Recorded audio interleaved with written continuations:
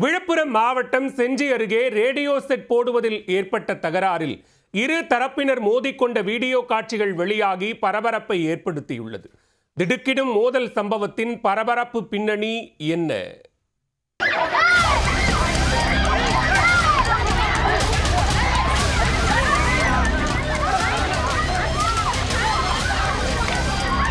Radio set போடுவதில் இருதரப்புக்கு இடையே ஏற்பட்ட மோதல் காட்சிகள் தான் இவை.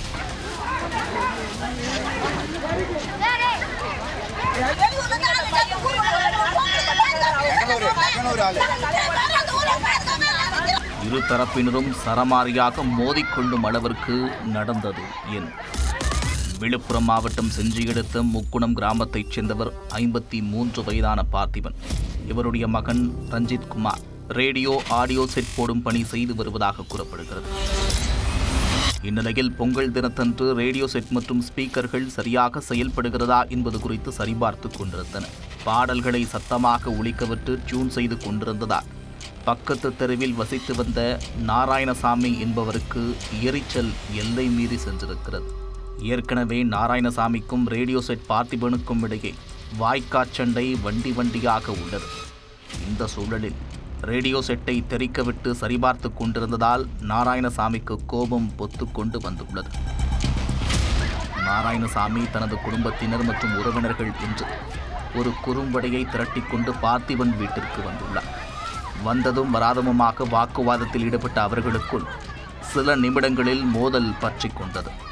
நாராயணசாமி குடும்பத்தினர் ஏற்கனவே தயாராக வந்திருந்ததால் பார்த்திபன் வீட்டிலிருந்த ரேடியோ செட், ஸ்பீக்கர்கள் உள்ளிட்ட பொருட்களை அடித்து உடைத்து தாக்குதல் நடத்தியதாக கூறப்படுகிறது. இதனால் பாதிக்கப்பட்ட பார்த்திபன் தரப்பினர் உடனடியாக செஞ்சி காவல் நிலையத்தில் நேரில் சென்று புகார் அளித்துள்ளனர். ஆனால் இந்த புகார் மீது செஞ்சி காவல்துறையினர் எந்தவித நடவடிக்கையும் எடுக்கவில்லை என்று கூறப்படுகிறது. இந்நிலையில் மறுநாள் 16ஆம் தேதி இரவு நாராயணசாமி தரப்பினர் வெளியூரிலிருந்து சில நபர்களை அழைத்து வந்து மீண்டும் பிரச்சனை செய்ததாக கூறப்படுகிறது. அப்போது இரு தரப்பினரும் ஒருவரை ஒருவர் தாக்கிக் கொண்டுள்ளனர்.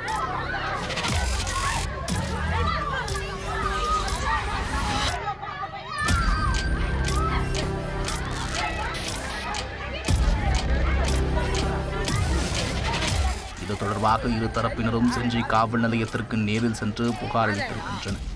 இந்த முறை காவல்துறையினர் நாராயணசாமி தரப்பினர் கொடுத்த புகார் மீது மட்டும் வழக்கு பதிவு செய்ததாகவும், பார்த்திபன் தரப்பினர் கொடுத்த புகார் மீது வழக்கு பதிவு செய்யவில்லை என்றும் கூறப்படுகிறது.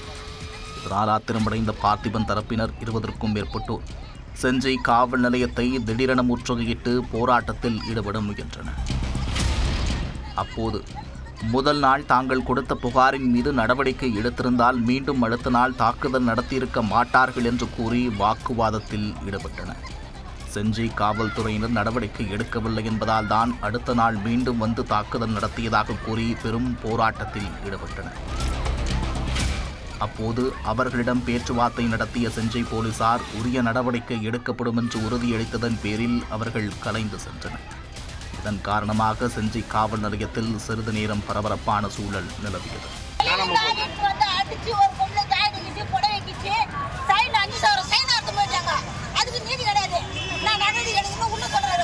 இதுகுறித்து செஞ்சி காவல்துறையிடம் கேட்டபோது இரு தரப்பினர் கொடுத்த புகார் மீது வழக்கு பதிவு செய்து விசாரணை மேற்கொள்ளப்பட்டு வருவதாக தெரிவித்தனர்.